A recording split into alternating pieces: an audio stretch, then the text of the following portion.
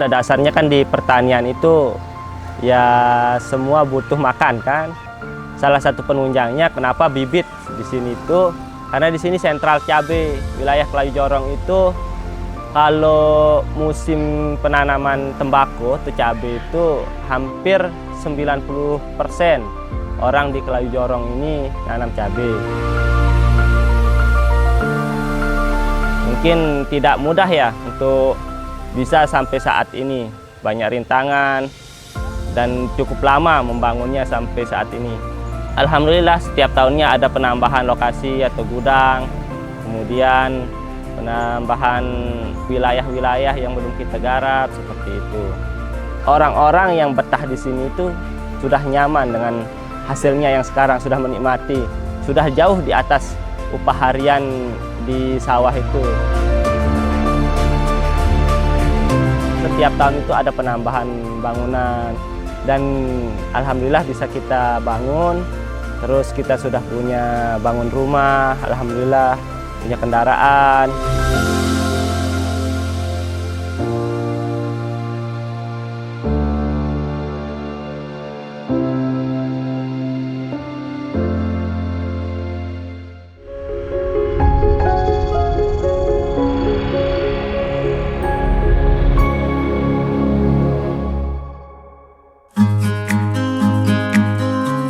Perkenalkan, nama saya Firdaus Alfian Hidayat, selaku pemilik dari pembibitan Lumbung Tani.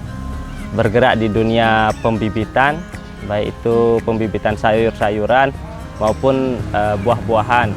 Alamat kami berada di Desa Kelayu Jorong, tepatnya di Jorong, di RT 06, jalur menuju kantor Lurah Kelayu Jorong. Namanya Lumbung Tani, seperti itu. Awalnya sih mendirikan pembibitan ini coba-coba dulu sebenarnya. Awalnya setelah lulus kuliah di Fakultas Pertanian UNRAM, saya mencoba untuk bertani. Karena tidak ada rasa ketertarikan di dunia perkantoran, saya mencoba untuk menggeluti dunia pertanian langsung. Jadi awalnya untuk membibitkan tanaman sendiri pas budidaya itu coba-coba. Terus setelah beberapa bulan berjalan, adalah orang yang meminta bantuan untuk disemaikan juga. Nah seperti itu. Jadi saya berpikir kok ini adalah usaha yang cukup menarik bagi saya. Nah saya coba-coba membuat gudang atau seedling ukuran 4 kali 5 meter. Setelah beberapa bulan ada lagi yang memesan seperti itu, dan lokasi saya tidak cukup memenuhi pesanan itu. Sejak itulah saya bulatkan tekad saya untuk berusaha di dunia pembibitan ini, dan akhirnya saya membangun seedling atau greenhouse lebih besar lagi.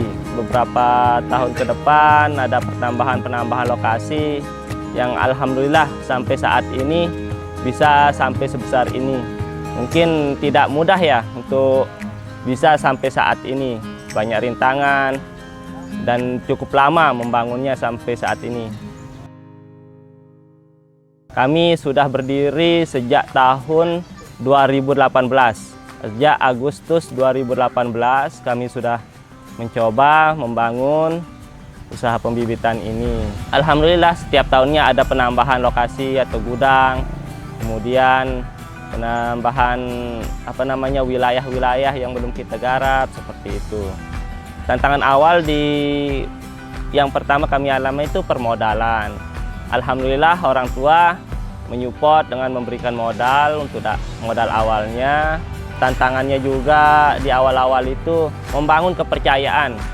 Itu lumayan sulit untuk membangun kepercayaan petani itu, sehingga kami mencoba menciptakan atau merumuskan media-media tanam atau perawatan-perawatan khusus biar bisa menghasilkan bibit yang berkualitas seperti itu. Dan alhamdulillah setiap ada masalah kami coba bagaimana solusinya, bagaimana masalah yang harus kita pecahkan seperti itu. Dan alhamdulillah sampai saat ini kita bisa menyelesaikan masalah-masalah itu. Mungkin di tantangan-tantangan yang awal itu yang berat itu membangun kepercayaan itu.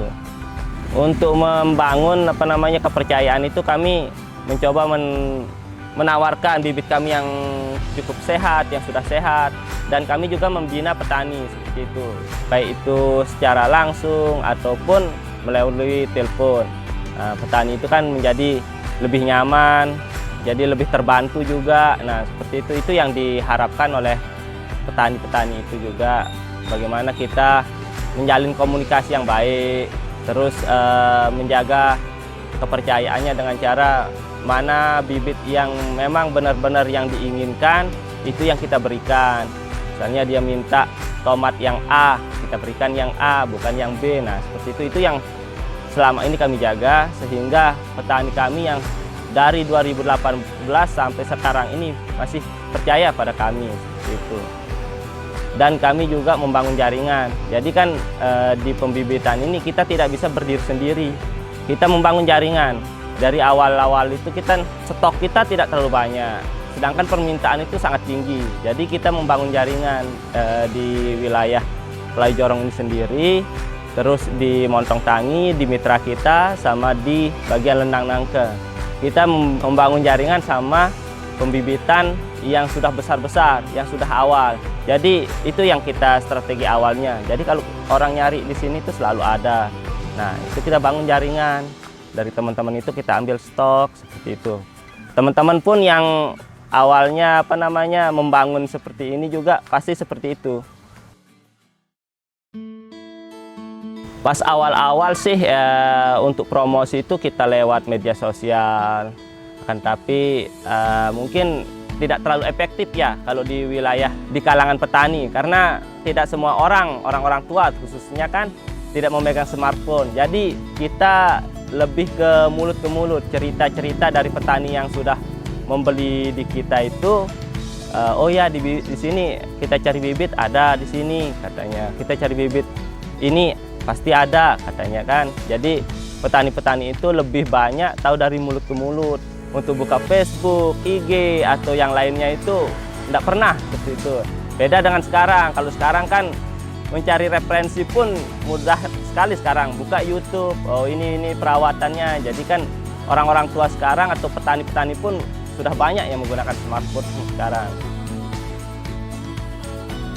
Salah satu penunjangnya kenapa bibit di sini itu karena di sini sentral cabai. Wilayah Kelayu Jorong itu kalau musim penanaman tembakau atau cabai itu hampir 90% orang di Kelayu Jorong ini nanam cabai. Jadi kan itu salah satu prospek bagus bagi kita untuk kita kembangkan. Kita coba di pembibitan saja. Kalau di Kelayu Jorong ini pas awal saya membangun itu cuma kami bertiga di sini. Cuma kami bertiga, itu pun dengan permintaan yang yang banyak belum bisa terpenuhi walaupun 3 orang itu. Jadi tekad kita untuk membesarkan pembibitan ini semakin besar seperti itu. Kita intinya kalau saya sih kebebasan waktu itu yang sangat saya utamakan. Nah, jadi bisa saya atur kapan mau keluar seperti itu. Customer paling jauh itu dari Lunyuk, Sumbawa. Ya, sudah 3 tahun ini. Itu ya memang 1 atau 2 kali setahun dia belanja kan, tapi kalau volumenya banyak. Kayak tahun ini 2024 dia bawa truk langsung dari sana. Karena kita kan kalau banyak itu tidak ada armada untuk ke sana. Terus jangkauannya juga terlalu jauh.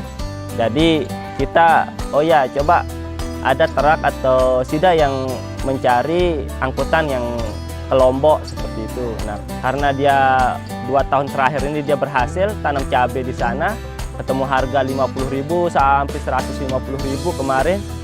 Benih yang kita kirim ke sana itu masih dia sukai seperti itu. Jadi tetap setiap tahun dia cari. Nah, kemarin itu sampai 40.000 dia beli. Dia bawa truk dari sana, kirimkan.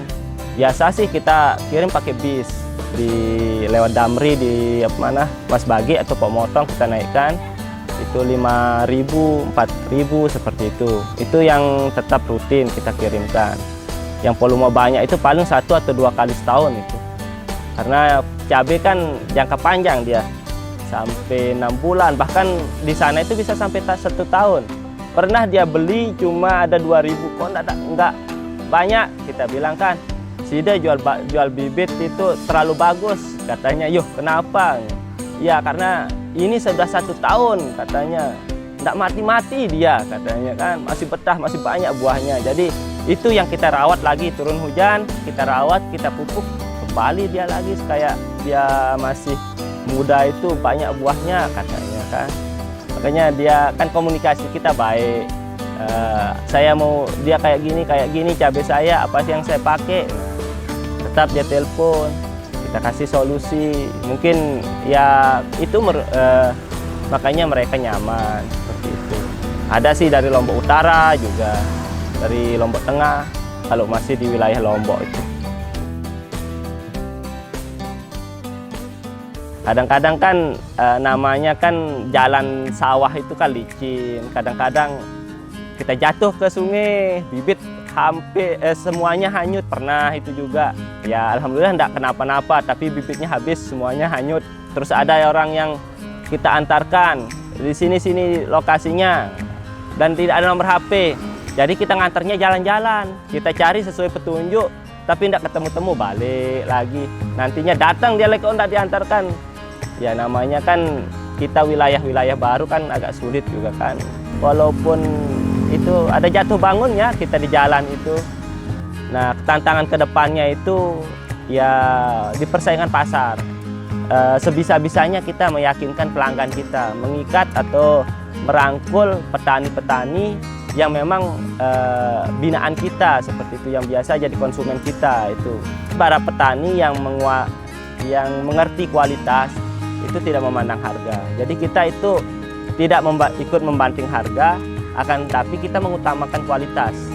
Mungkin yang untuk misalnya ada teman-teman yang mau mulai di dunia pembibitan ini, yaitu jaga kualitas saja, terutama yang kualitas.